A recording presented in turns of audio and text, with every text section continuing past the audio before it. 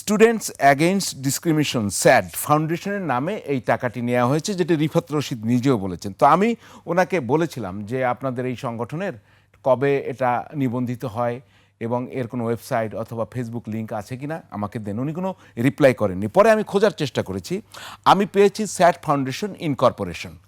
এটি কি? এটি হচ্ছে মার্কিন যুক্তরাষ্ট্রের একটি এনজিও এবং তাদের কিন্তু বলাই আছে giving to secondary and higher education, human services organisation and Christian agencies and churches.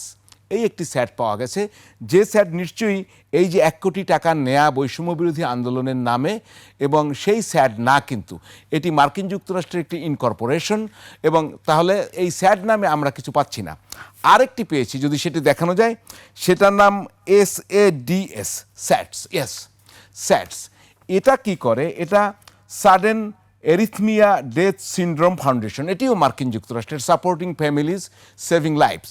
মূলত এটি হৃদরোগ সংক্রান্ত একটি সাপোর্টিং একটি অর্গানাইজেশন। এরিথমেরিয়া হঠাৎ করে যে তাদের এই হার্টের প্রবলেম হয় সেটা নিয়ে, এটি একটি স্বাস্থ্য বিষয়ক অর্গানাইজেশন, এটিও মার্কিন যুক্তরাষ্ট্র। এটা হচ্ছে মার্কিন যুক্তরাষ্ট্রের সল্ট লেক সিটিতে অবস্থিত। তো সেখানেও কিন্তু এই যে রিফাত রশিদ স্যাডের কথা বলেছেন, তার কোনো অস্তিত্ব পাওয়া যায় না। এবার সিনথিয়ার কাছে জিজ্ঞেস করি, এই স্যাড ফাউন্ডেশনটা কি? আপনি তো জানেন নাকি? আমি যদি আসলে ঘটনাগুলো উল্লেখ করি, তারা যখন গণভোটের প্রচারণার জন্য এই ধরনের কার্যক্রম করতে যাচ্ছে, তখন তো আসলে সরকার থেকে অনুদান কিংবা ফান্ড নিতে হলে তো একটি রেজিস্টারকৃত সংগঠনের দরকার হয়। তো তারা এই ফাউন্ডেশন, স্যাড নামে একটি ফাউন্ডেশন রেজিস্টারের কথা আমাদেরকে জানায়। তো সেখানে আমি আসলে নীতিগতভাবে স্যাড ফাউন্ডেশনের সাথে যুক্ত না হওয়ার জন্য তাদেরকে বলেছিলাম যে আমি এই ফাউন্ডেশনের সাথে যুক্ত হতে চাই না। এটা আমার নীতিগত সিদ্ধান্ত ছিল। সেই জায়গা থেকে আসলে আমি যুক্ত হইনি, এবং আমি যতটুকু জানি যে এটা আসলে ইলেকশনের কয়েকদিন আগে প্রসিডিউরটি সম্পন্ন করে, ফান্ড নেওয়ার কয়েকদিন আগে প্রসিডিউরটি সম্পন্ন করে আসলে এই ফাউন্ডেশনটি রেজিস্টার করা হয়েছে। তো সেই বিষয়ে আসলে আমি বেশ কিছু জানি না। আমি মানে শুধু ফান্ড নেওয়ার জন্য এটি সংগঠন করা হয়েছে বলছেন আপনি? তাদের বক্তব্য মতে আসলে এটি ছিল যে একটা ফান্ড অ্যারেঞ্জ করার জন্য তো আসলে একটা ফান্ড তো আসলে মানে রেজিস্টারকৃত সংগঠনকেই বাংলাদেশ ব্যাংক কিংবা সরকার থেকে ফান্ড দেওয়া হয়। আনরেজিস্টার্ড সংগঠনের তো আসলে সরকার থেকে ওইভাবে অনুদানটা দেওয়ার সুযোগ নেই।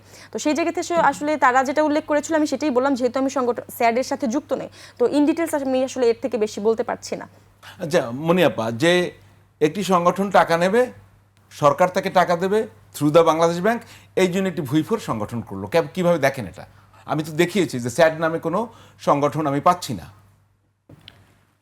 এটা আসলে বলার অপেক্ষা রাখে না যে মানুষের যখন নীতিনৈতিকতার অধপতন হয় তখন মনে হয় এমনই হয়, যখন যেটা পায় তখন সেইখানেই তারা নিজেকে বেচাকেনা করে। এবং সেই নীতিনৈতিকতার যে ওই সময়কার এই ইন্টারিম গভর্নমেন্টের যে মানুষগুলো ছিল, তারা যারা তাদেরকে অন্যায়ভাবে সাপোর্ট করেছে এবং অন্যায়ভাবে সুবিধা দিয়েছে। আমি কি মনে করি যে এটা কি আপনার নিশ্চয়ই উপর থেকে কোনো বলা হয়েছে বলেই কিন্তু এই টাকাগুলো তারা পেয়েছে। টাকাগুলো যখন ভাগ বাটোয়ারা হয়েছে, আপনি গিয়ে দেখেন এখানে অনেকেই জানে না, সব দলেই পেয়েছে, ওদের সমমনা দলগুলো। আমি এটাতে বিএনপি কোনো কিছু জানে না, এটা এছাড়া বিএনপি ছাড়া সবাই পেয়েছে, বাম সংগঠন ছাড়া যারা সরকারের সাথে ছিল তারা সবাই পেয়েছে। আরও অনেক বেশি বেশি আপনি খুঁজতে যান, যে কারণে আমি আপনাকে কথাটা বলছিলাম যে আপনার করণীয় কি। এই কারণে আপনার কাছে আমরা আরও সমৃদ্ধ এই তথ্যগুলো আশা করি। এই শুধু এই তথ্য না, এরকম আরও অনেক কিছু আছে। আপনি যদি এদের নিয়ে স্টাডি করেন, আমার মনে হয় আপনার 8-10 বছর লেগে যাবে। কারণ তারা তো সংখ্যায় সারা বাংলাদেশে অনেকগুলো, বিভিন্ন জায়গায়। জামালপুরের ডিসি আমাকে বলেছিল তখনকার, বলে যে বিশ্বাস করবেন না, জামালপুরের ডিসি আমি এক হলেই ছিলাম, যে কারণে তার সঙ্গে আমার সম্পর্ক আপা এবং তুমির, বলেছিল আপা এরা যে কী পরিমাণ ডিস্টার্ব করে এ বলতে পারবো না, এই বলার মতো ভাষা আমার নাই। তো এই জায়গাগুলো থেকে আমি মানে যা শুনেছি আমি পুরো বলতেও পারি না, কারণ দিন শেষে ওরাই আমাদের সন্তান। এত বলি কিভাবে? আর কথা বের না হইলে তো বলা যায় না। এই যে আজকে একটা বের হলো, সিনথিয়া বললেন, এরকম বের হলে আরও কথায় কথা আসে, বলা যায় যে এরা কিভাবে এই কাজগুলো করেছে এবং এদের সত্যিকার অর্থে মাস্টার মাইন্ডটা কে। যেটা ইন্টারিম সরকার প্রধান বলেছিল একজনের নাম ধরে যে সে তার মাস্টারমাইন্ড, তার সারা জীবন গিয়েছে অপকর্মের মধ্যে দিয়ে, তার মাস্টারমাইন্ড একটা ছাত্রকে বলেছে। পরবর্তীতে সেটাও সে উদ্যোগ করেছে। হ্যাঁ, কিন্তু আমি জানতে চাই যে এদের তো একটা মাস্টার মাইন্ড ছিল, মাস্ট। জি, এই মাস্টার মাইন্ডটাকে যদি ফ্যাক্ট চেক যদি আমাদেরকে আগামী পর্বে এই খবরগুলো দিতে পারে, কিন্তু একটা প্রশ্ন আমরা তো জানতে আপনাকে চাই। করতেই পারি, আপনি তো পার্লামেন্টে যাচ্ছেন, তো সরকার কি কোনো কমিটি গঠন করবে যে ইন্টারিম গভর্নমেন্টের সময় যে সমস্ত কাজকর্ম হয়েছে, যেমন দেবপ্রিয় ভট্টাচার্যরা তো গত 15 বছরের একটি ফ্যাক্ট ফাইন্ডিং করেছেন তাদের মতো, তো আপনার ইউনূস সরকারের এই 17-18 মাসের ফ্যাক্ট ফাইন্ডিং হবে না? এটি তো সরকারের দিক থেকে লক্ষ্য করছি না। শোনেন, গ্রামে একটা কথা বলে যে না কান্দলে মায়ের সন্তানকে দুধ দেয় না। আপনাদের কান্নার উপর ডিপেন্ড করবে এই সরকার কি করবে, কারণ এই সরকার যেদিন থেকে দায়িত্ব নিয়েছে সেদিন থেকে ন্যাশনাল এবং ইন্টারন্যাশনাল অনেক সমস্যায় জর্জরিত দেশ এবং সরকার, সেটা নিয়ে সরকার দৌড়ের উপর আছে। মাত্র 2 মাস ক্ষমতায়, আপনারা যেভাবে চাইবেন সরকার সেভাবেই করবে। এই সরকার আপনার জনগণের এখানে আমি সরকার। একটা প্রশ্ন তুলতেই চাই যে আপনি বলছেন ন্যাশনাল ইন্টারন্যাশনাল নানা বা ঝামেলা আছে, তাহলে এস আলমের চাপ কোথায়? ব্যাংকিং আইন পরিবর্তন করে এই সরকার যে এস আলমকে আবার এস্টাবলিশ করছে, এটারও কিন্তু একটা উত্তর আছে। যে বলেন। এই উত্তরটা হলো, আপনি খেয়াল করেন সাইফুর রহমান যখন কালো টাকাকে সাদা করার জন্য একটা সুবিধা দিয়েছিল, অনেকেই তখন সব টাকাই কিন্তু কালো, মানে কিন্তু একদমই ইল্লিগ্যাল না, অনেকে শো করে না, শো ছাড়া টাকাটার টাকা।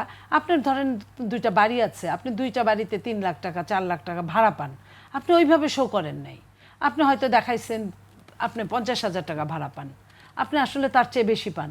যখন আপনাকে সুবিধাটা দিল তখন কিন্তু ওই টাকাটা কিন্তু আপনার লিগ্যাল ছিল, কিন্তু আপনার বিশেষ সুবিধা নেওয়ার কারণে ওটা ইল্লিগ্যাল হয়ে গেল। তো আপনি ওই সুবিধাটা নিলেন। যদি আপনাকে ওই সুবিধাটা না দিত, আপনি কিন্তু টাকা যে কোনোভাবে হয় দেশের বাইরে পাঠাতেন, আর না হয় অন্য কোনো কাজে অন্য কোনোভাবে অন্য কোনো ব্যবস্থা করতেন।